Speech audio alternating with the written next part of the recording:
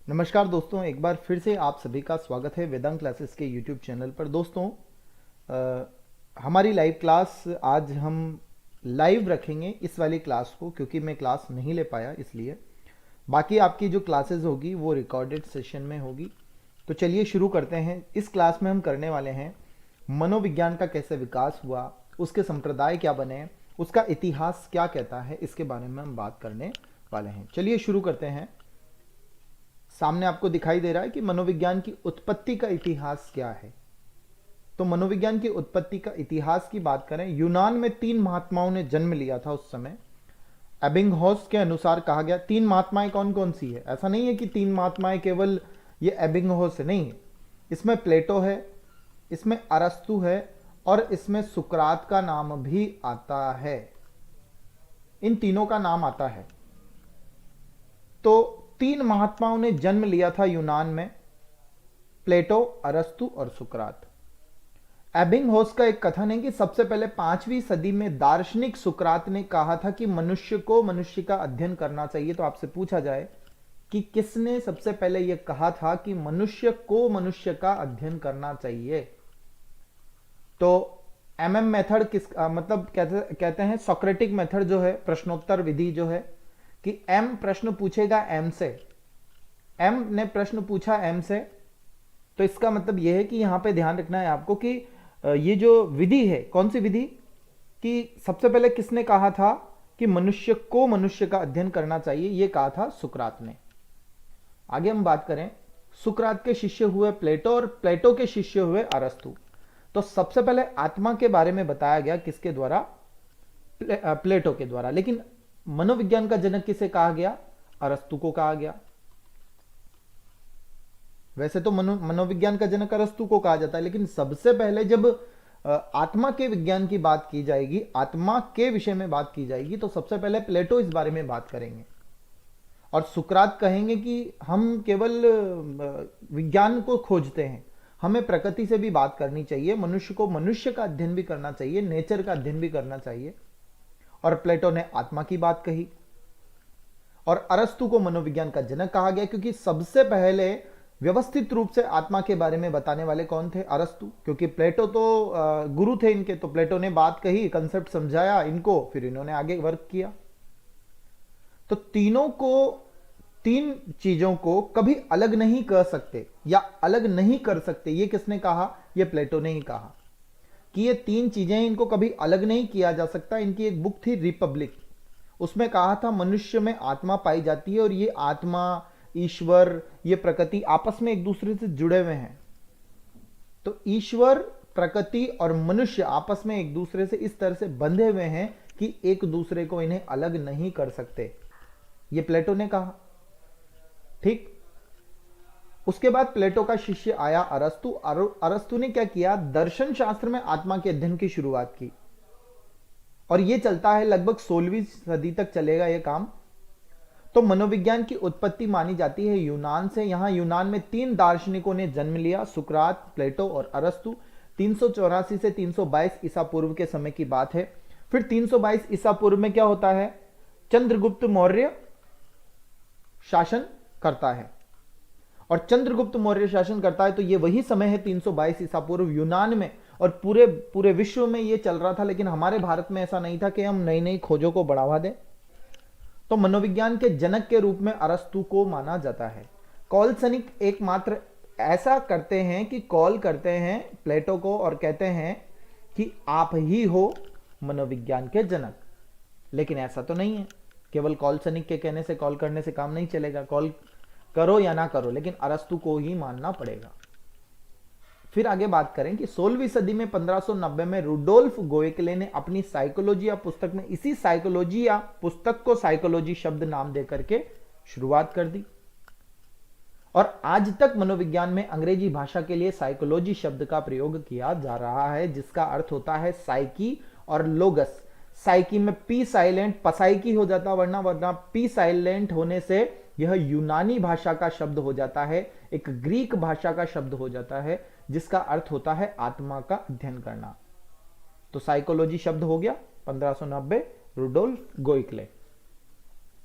मनोविज्ञान साइकोलॉजी शब्द का सबसे पहले नामकरण 1590 में हुआ और शब्द का पहली बार प्रयोग 1590 में इनकी बुक में कर लिया गया साइकोलॉजिया में। 1596 से 1650 के बीच में यूनानी दार्शनिक देकार्ते आते हैं और वो भौतिक शास्त्र में अध्ययन किया जाए, इन्होंने ऐसा कहा कि जो आत्मा है ना, ये आत्मा कोई ऐसा नहीं है कि वो उस ब्रह्मांड में जाकर के वहां कुछ खोज की जाएगी। आप तो इसको ये देखो, ये तो भौतिक से जोड़ दो आप। हर चीज में अगर आत्मा है तो हर चीज में वर्क करेगी, कंक्रीट में भी वर्क दिखेगी, हर जगह दिखेगी। तो आप वैसे समझ के इसको काम करो। तो भौतिक शास्त्र में इसे जोड़ दिया, ऐसा कहा, और इसका सम्मान बढ़ जाएगा अगर आप इसे भौतिक शास्त्र में जोड़ दोगे, तो ऐसा इन्होंने कहा।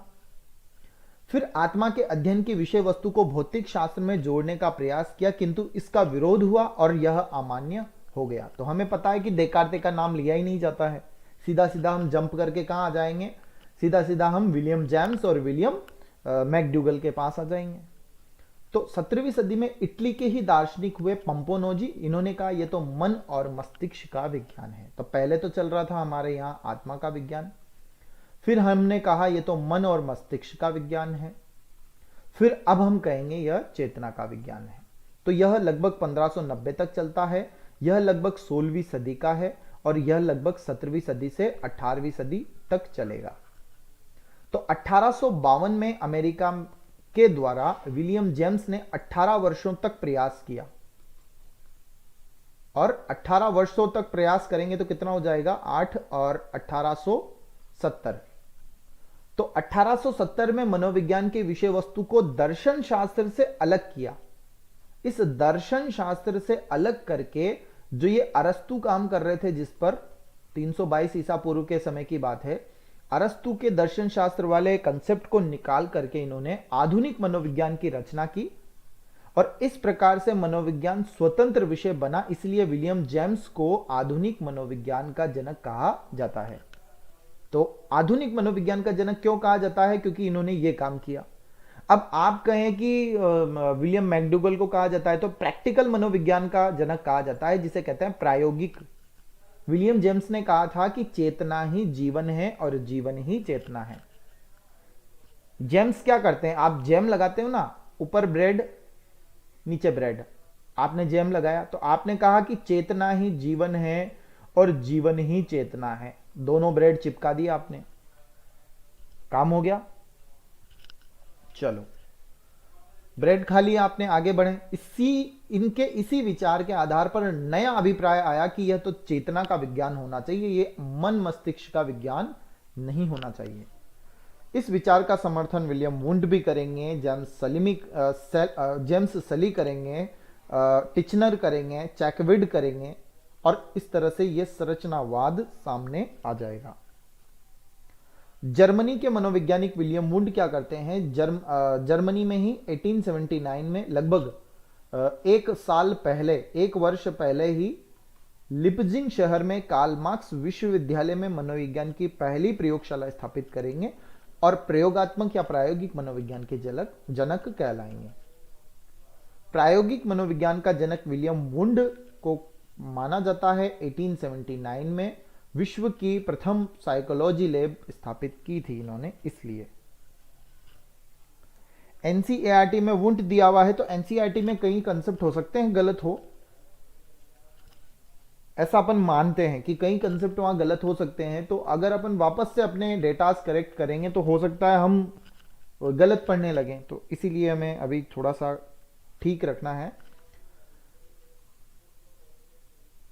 चेतना का विज्ञान, अब ये चेतना का विज्ञान चलेगा 19वीं सदी में, इसका विरोध किया जाएगा, 30 वर्षों में ही समाप्त हो जाएगा। कहा जाता है कि सबसे लंबे समय तक चली आत्मा और सबसे छोटे समय तक चलेगा चेतना का काम।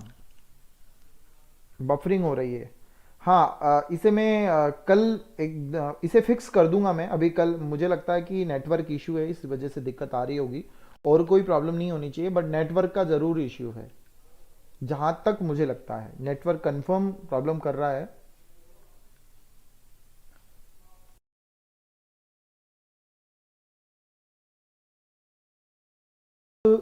ठीक होगा। तो आगे हम बात करें कि 19वीं सदी में आते आते 30 वर्षों में ही इसका जो भी था वो सब समाप्त हो गया। जो भी हम पढ़ रहे थे वो समाप्त हो गया, चेतना का विज्ञान है जो भी था वो खत्म हो गया। इसके बाद हुआ यूं कि, एक मिनट रुको,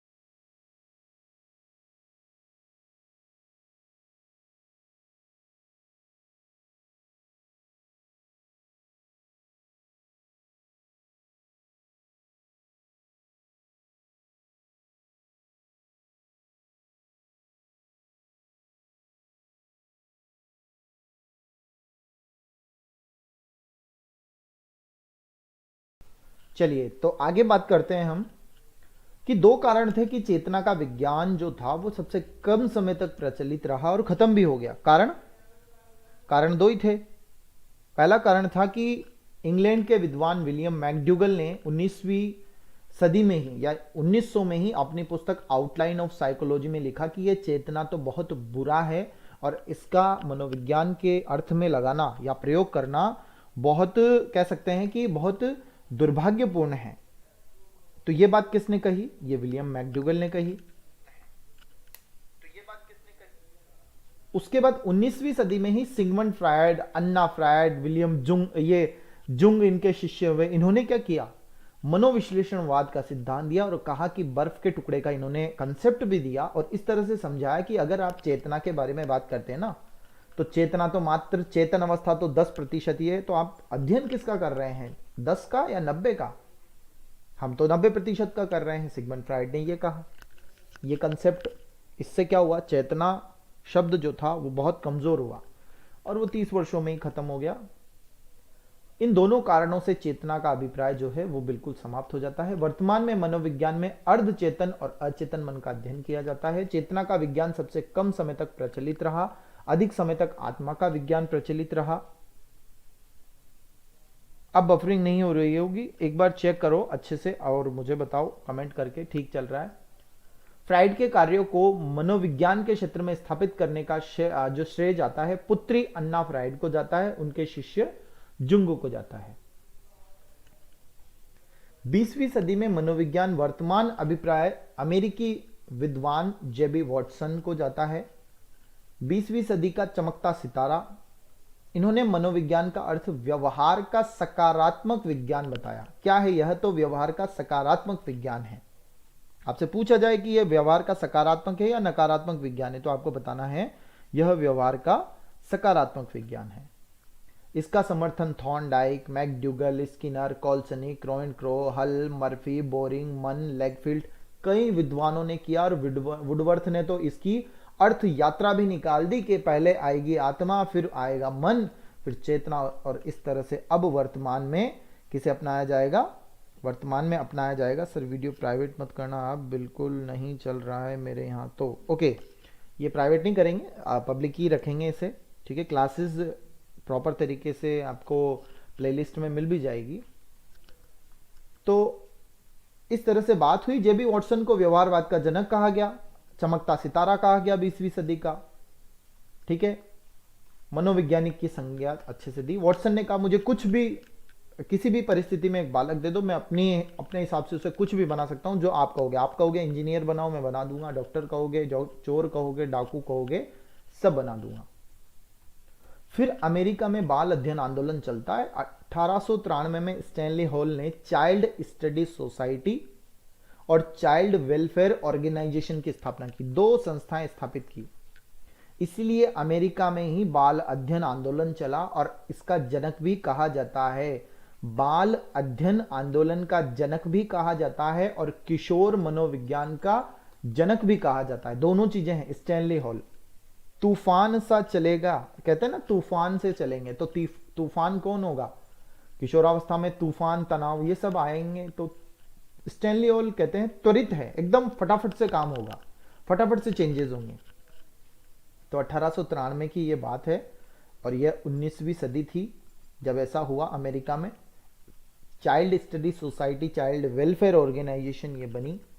शिक्षा मनोविज्ञान का वैज्ञानिकीकरण हुआ पेस्टोलॉजी ने। क्यों? क्योंकि शिक्षा मनोविज्ञान का वैज्ञानिकीकरण किया पेस्टोलॉजी ने, अपने ही 3.5 वर्ष के पुत्र पर प्रयोग किया। तो यह वैज्ञानिकीकरण ही तो हुआ, प्रयोग कर रहे हैं आप, वैज्ञानिक की तरह बैठे हैं, अवलोकन कर रहे हैं। अवलोकन मतलब केवल देखना, देखकर उसके व्यवहार का अवलोकन किया। पेस्टोलॉजी को ही बाल मनोविज्ञान का, वैज्ञानिक बाल मनोविज्ञान का जनक कहा जाता है। शिक्षा मनोविज्ञान को सबसे पहले 1912 में अमेरिका के स्टैनफोर्ड विश्वविद्यालय में अध्यापक शिक्षा के पाठ्यक्रम में भी डाल दिया गया था, 1912 में ही। और हालांकि 1911 में ही इंग्लैंड में तो, अमेरिका में तो ये चलता भी था। कौन सा चलता था? सामाजिक विज्ञान के नाम से चलता था। तो अब आप सोचो कि जब विषयों को ही नाम दे दिया गया सामाजिक विज्ञान, तो फिर इसका मतलब है कि वहां पर शिक्षा के क्षेत्र में, शिक्षा में, पाठ्यक्रम में इसे डाल दिया गया शिक्षा मनोविज्ञान को।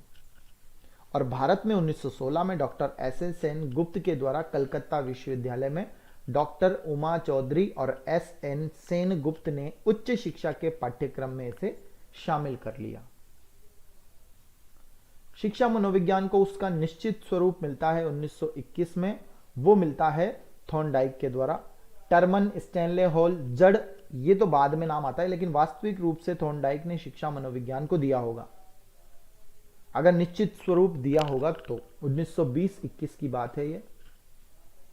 तो आपको तो अधिकतर ध्यान रखना है अमेरिका, इंग्लैंड का नाम बहुत कम आता है।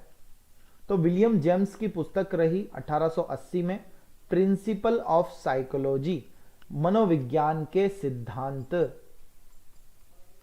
तो दर्शन शास्त्र से निकालने का काम किसने किया? विलियम जेम्स ने किया। मनोविज्ञान की प्रथम पुस्तक भी यही कहलाती है, तो ये थोड़ा सा ध्यान रखना है। मैकडूगल की पुस्तक आउटलाइन ऑफ साइकोलॉजी, थॉर्नडाइक की पुस्तक एनिमल इंटेलिजेंस, और थॉर्नडाइक का कुत्ता या बिल्ली, तो थॉर्नडाइक की बिल्ली। एनिमल की इंटेलिजेंस कैसी है, देखो कितनी अच्छी इंटेलिजेंस है कि मछली कैसे खाती है, जब जरूरत होती है तब खाती है, कैसे खाती है। और एजुकेशन साइकोलॉजी, तो शिक्षा मनोविज्ञान का निश्चित स्वरूप देने का काम भी इन्होंने ही किया होगा। बिल्ली, बिल्कुल। और पावलाव का कुत्ता, स्किनर का चूहा, कबूतर।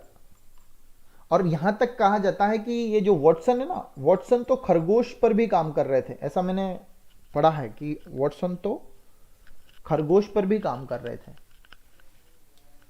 मूल प्रवृत्ति संवेग का जनक माना जाता है मैकडूगल को। 14 मूल प्रवृत्तियां बताई, 14 संवेग उसमें जोड़ दिए। तो संवेगात्मक रूप से हम बात करें संवेगों की, तो वो मैकडूगल का नाम कहीं ना कहीं जुड़ जाता है मूल प्रवृत्ति संवेगों का। व्यवहारवाद का जनक वॉटसन है। 1911 में वॉटसन, बोवर्स, पिल्सबरी ने एलिमेंट्स ऑफ साइकोलॉजी नामक पुस्तक में मनोविज्ञान को व्यवहारवाद के रूप में परिभाषित किया। क्लियर है? 1911 की बात है। मनोविज्ञान की कुछ परिभाषाएं दी है। वॉटसन ने कहा कि यह तो सकारात्मक है, ये तो धनात्मक है, कभी भी ऋणात्मक नहीं है, ये हमेशा प्लस पॉइंट रहेगा, किसी भी क्षेत्र में जाएगा हमेशा अच्छा बनेगा, अच्छा करेगा उस क्षेत्र को। जी, अल्बर्ट और रेबिट। वुडवर्थ ने कहा कि मनोविज्ञान तो सामाजिक वातावरण में होने वाले जो मानव अध्ययन है ना, ये वुडवर्थ कहते हैं। वुडवर्थ कहते हैं कि आत्मा का त्याग होगा, फिर मन का त्याग होगा, फिर चेतना का त्याग होगा। ये दो परिभाषाएं हो गई। मैकडूगल ने कहा कि जो आचरण और व्यवहार है ना, उसी का ही यथार्थ विज्ञान है। तो यथार्थ शब्द तो जुड़ गया मैकडूगल के साथ में। जिम्बार्डो कहते हैं कि जो जीवधारियों में व्यवहार का वैज्ञानिक अध्ययन है, तो जिम्बार्डो का वैज्ञानिक अध्ययन हो गया। जीवधारी और वातावरण के पारस्परिक अंतरक्रिया, तो आप तो जीवधारी भी याद रखोगे, वातावरण, दोनों जीवधारियों के व्यवहार का वैज्ञानिक अध्ययन करना। और वॉरेन के अनुसार जीवधारी और वातावरण के बीच में पारस्परिक अंतरक्रिया होना। तो मेरे ख्याल से ये याद भी नहीं रखोगे, तो ऐसी कोई ज्यादा दिमाग पर लोड भी नहीं लेना है। मॉर्गन ने कहा कि मानव और पशु दोनों, मॉर्गन एक मूवी भी है, उसमें मॉर्गेना एक जादूगरनी होती है, तो वो मुझे ध्यान नहीं आ रहा उसका नाम, तो वैसे याद रखो कि मॉर्गन ने दो लोगों को मिलाया, मानव और पशु को, उसके व्यवहार का विज्ञान समझा। बोरिंग ने कहा ये बहुत बोरिंग है, आप नेचर को समझो, मानव प्रकृति का अध्ययन करो, तो बोर नहीं हो गए आप। बोरिंग ने कहा कि मानव प्रकृति का अध्ययन। मर्फी ने कहा कि जीवित प्राणियों का मरो मत, मरने की जरूरत नहीं है, जीवित प्राणियों पर बात करो। अब ऐसे किसी भी चीज को उठा करके उसको मनोवैज्ञानिक तरीके से मत देखो। मर्फी ने कहा जीवित प्राणियों का सामाजिक वातावरण के साथ में होने वाला जो व्यवहार है वो मनोविज्ञान है। चलो कोडवर्ड बना लिए हैं, याद रह जाए तो ठीक है, नहीं तो देखेंगे फिर। मनोविज्ञान आपको पॉजिटिव थिंकिंग देता है। मनोविज्ञान आपको हमेशा किसी भी सेक्टर में जाओगे प्लस करेगा, माइनस नहीं करेगा। ये विधायक है, आप गए, आपने रिक्वेस्ट की, विधायक जी ने आपका काम करवा दिया, बहुत अच्छी बात है, उसी तरह से ये भी काम करेगा। और अनुप्रयुक्त है, मतलब आप इसे खेल में, एजुकेशन में कहीं भी यूज कर सकते हैं। लेकिन मनोविज्ञान क्या नहीं है, मनोविज्ञान आदर्शों पर ही चले ऐसा नहीं है, मनोविज्ञान नेगेटिव हो ऐसा नहीं है, मनोविज्ञान नियमों पर चले ऐसा नहीं है, और अनप्रयुक्त हो, प्रयुक्त ही ना हो ऐसा भी नहीं है। तो शिक्षा मनोविज्ञान नियामक हो सकता है, नियम है इसमें, विधायक भी होता है, नियामक भी होता है, ठीक है। मनोविज्ञान का क्या अर्थ है ये सब हमने अभी ऊपर देख लिया है, ये कुछ चीजें बार बार रिपीट होगी। 16वीं सदी में मनोविज्ञान को आत्मा के विज्ञान के रूप में अपनाया। समर्थक अरस्तु, प्लेटो, सुकरात, देकार्ते, विरोधी पंपोनोजी। क्यों? क्योंकि पंपोनोजी खुद 17वीं सदी में क्या करेंगे, खुद कहेंगे कि नहीं नहीं ये तो आत्मा नहीं है, ये तो मन और मस्तिष्क की बात करेंगे। और जेस रॉस भी कहेंगे 17वीं सदी में मनोविज्ञान का मन का विज्ञान कहेंगे। पंपोनोजी, जेस रॉस, देकार्ते, देखो देकार्ते वही हैं जो क्या कहेंगे कि नहीं नहीं इसे तो दर्शन शास्त्र, इसे तो भौतिक शास्त्र में पढ़ना चाहिए, ये तो भौतिक शास्त्र का विषय है, ये आत्मा का विषय नहीं है, आत्मा से निकाल के इसको भौतिक शास्त्र में पढ़ो। लेकिन इसका विरोध हुआ और ये मत इनका खारिज हो गया। बर्कले, पेस्टोलॉजी, ये सब काम करेंगे। फिर विरोध में विलियम वुंट और टिचनर आएंगे और ये दोनों बात करेंगे चेतना के बारे में। 18वीं सदी, वॉटसन भी साथ में है, जेम्स सली भी साथ में है, लेकिन वॉटसन एक मीटिंग में जाते हैं अमेरिका में और 20वीं सदी का चमकता सितारा कहलाते हैं। सबसे कम उम्र थी उस समय मनोवैज्ञानिकों में इनकी। उसके बाद मैकडूगल ने अपनी प्रसिद्ध पुस्तक दी, आउटलाइन ऑफ साइकोलॉजी। इसमें कहा कि मनोविज्ञान के लिए चेतना वेतना कोई यूज नहीं है जरूरत करने की, आपको ऐसा हटाओ, इसे इतना इंटरेस्टिंग सब्जेक्ट है, उसके लिए चेतना डाल करके आप उसे मूर्खता कर रहे हो, ऐसा इन्होंने कहा। 18वीं सदी में मनोविज्ञान को व्यवहार का विज्ञान कहा गया, वॉटसन ने ही कहा, कॉलसनिक ने कहा। हालांकि ये 18वीं सदी नहीं होना चाहिए, ये 19वीं सदी होना चाहिए। अन्य समर्थक Crow and Crow, Skinner, McDougall, Pavlov सब आ जाएंगे, हल, वुडवर्थ वगैरह। व्यवहारवाद के जनक वॉटसन हो जाएंगे। सिगमंड फ्राइड का 9 अनुपात 1 चेतना अर्ध चेतन की बात हो जाएगी। वुडवर्थ ने कहा कि आत्मा का त्याग करो, फिर मन का त्याग करो, फिर चेतना का त्याग करो और अभी अभी व्यवहार की विधि को अपनाओ। वॉटसन ने कहा कि ये तो सकारात्मक तो है लेकिन शुद्ध है, धनात्मक है, ऋणात्मक नहीं है। वॉटसन ने कहा मुझे कोई भी बालक दे दो, मैं उसे कुछ भी बना सकता हूं।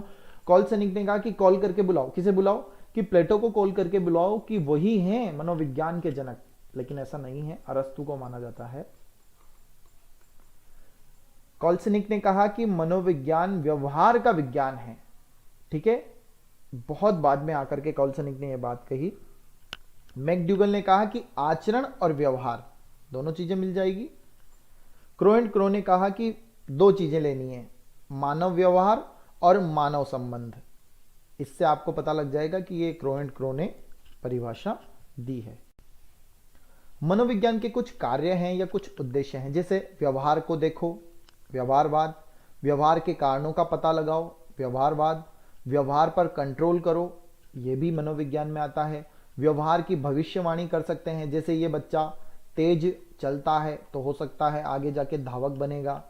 पूर्व कथन संभव है, ये बच्चा बहुत तीव्र गति से ग्रोथ कर रहा है, इसका विकास अच्छा होगा, ये आप उसकी भविष्यवाणी कर सकते हो।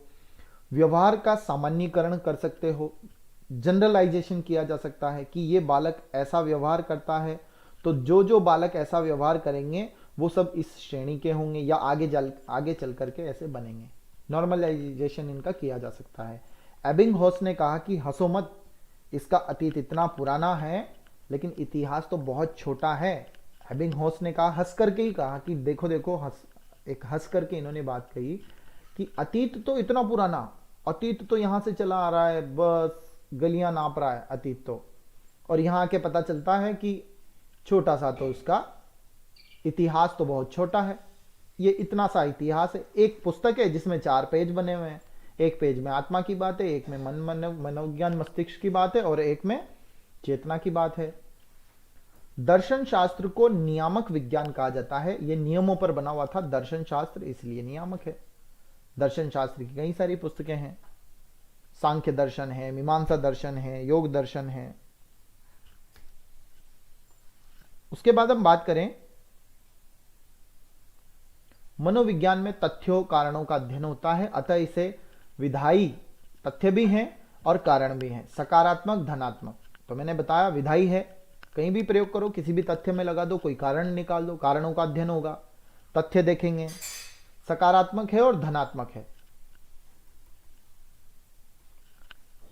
फिर आती है शिक्षा शब्द से क्या अभिप्राय है। शिक्षा शब्द के विभिन्न अर्थ निकाले जाते हैं, जैसे सीखने सिखाने की प्रक्रिया, परिमार्जित करने की प्रक्रिया, उसकी शक्तियां बाहर निकालने की प्रक्रिया, किसी विद्यालय महाविद्यालय में जाना। व्यापक अर्थ तो कहते हैं कि यह जीवन पर्यंत व्यक्ति के, प्रत्येक व्यक्ति की परिस्थिति में, प्रत्येक स्थान पर सार्वभौमिक रूप से सीखना ही शिक्षा है। वैसे तो वास्तविक अर्थ आपसे पूछा जाए कि किसी के शिक्षा का क्या अर्थ है, मतलब प्रकाशित करना या उसकी अंतर्निहित शक्तियों को बाहर लाना।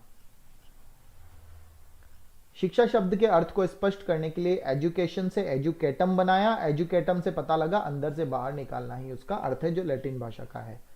एजुकेयर, एजुसेयर, दो चीजें, एजुकेयर करना, आगे बढ़ाना, एजुसेयर करना, आगे करना, गति देना, अंदर से बाहर की ओर।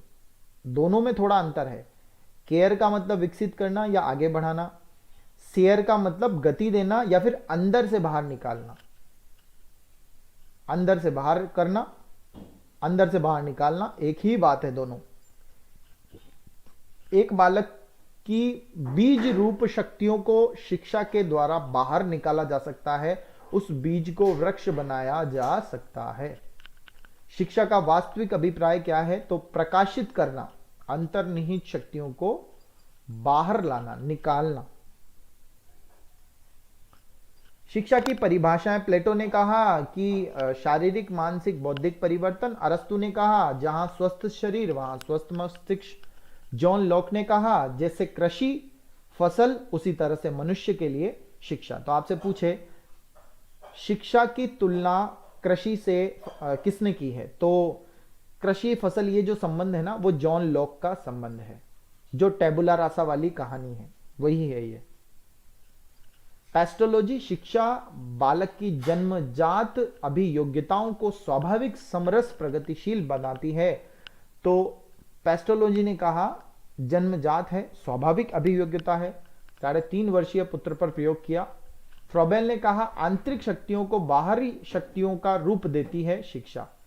गांधी जी ने कहा मनुष्य में शरीर, आत्मा और मस्तिष्क का सर्वांगीण और सर्वोत्तम विकास करना ही शिक्षा है। इसके बाद बात करें हम, स्वामी विवेकानंद जी ने कहा कि पूर्ण निहित पूर्णता को अभिव्यक्त करना, बस पूर्णता होनी चाहिए। कॉलसनिक ने कहा शारीरिक मानसिक विकास करना, शारीरिक और मानसिक विकास करना ही शिक्षा है। ये शिक्षा की परिभाषाएं हैं, याद भी नहीं होगी तो कोई बात नहीं। किस विद्वान ने शिक्षा की तुलना कृषि से की, तो जॉन लॉक ने की है। शिक्षा मनोविज्ञान विद्वानों के अनुसार भी है। कॉलसनिक शिक्षा मनोविज्ञान का आरंभ ईस्वी से 5वीं शताब्दी पूर्व यूनानी दार्शनिक के साथ होता है। बीएफ स्किनर कहते हैं शिक्षा मनोविज्ञान का आरंभ अरस्तु के अध्ययन पद्धति से होता है। अरस्तु शिक्षा मनोविज्ञान के जनक है, ऐसा भी कहा जाता है, बीएफ स्किनर कहते हैं। रूसो एक प्रकृतिवादी विचारक थे। बालक को प्रकृति में खुला छोड़ दो, किसने कहा? रूसो ने।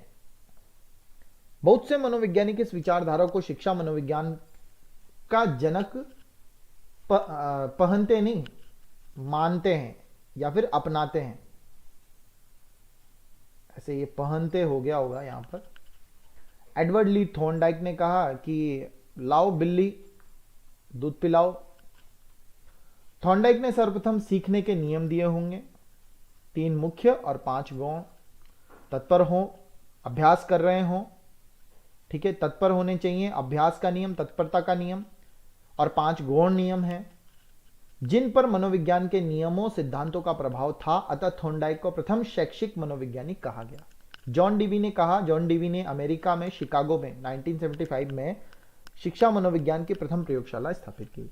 तो जॉन डीवी का नाम भी अच्छे से लिया जाता है।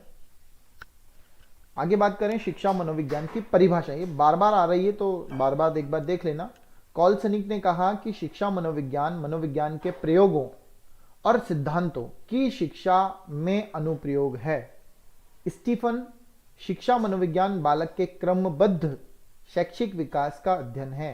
स्किनर ने कहा कि चूहा और खरगोश, चूहा और खरगोश नहीं, कबूतर आना चाहिए, चूहा और कबूतर। अब क्या करेंगे ये? स्किनर ने कहा कि शिक्षा मनोविज्ञान मनोविज्ञान की वह शाखा है जो शिक्षण व अधिगम से संबंधित है। शिक्षण व अधिगम से संबंधित है। 2 शब्द निकाले हमने, तो स्किनर के क्या थे? चूहा और कबूतर 2 थे। क्रो एंड क्रो, फिर 2 शब्द निकालो। जन्म से वृद्धावस्था, अनुभव से अध्ययन, हो गया। जन्म से वृद्धावस्था, अनुभव से अध्ययन तक व्याख्या करना। शिक्षा मनोविज्ञान एक नियामक है, एक विधायक, दोनों ही है। लेकिन अगर मनोविज्ञान कहूं तो केवल वह विधायक ही होगा। शिक्षा मनोविज्ञान का इतिहास कहता है 19वीं सदी में इसके जनक थॉर्नडाइक माने जाते हैं। एक प्रकृतिवादी विचारक रूसो ने अपनी पुस्तक में कहा है कि बालक को प्रकृति में खुला छोड़ दो। इमाइल पुस्तक है इनकी, रूसो की। बालक एक पुस्तक के समान ही उसे आद्योपांत पढ़ना चाहिए, जीवन में उसे पढ़ते रहना चाहिए। और इसी कारण से रूसो को शिक्षा मनोविज्ञान में मनोवैज्ञानिक दृष्टिकोण लाने का श्रेय जाता है। किसे? रूसो को। इसी पुस्तक में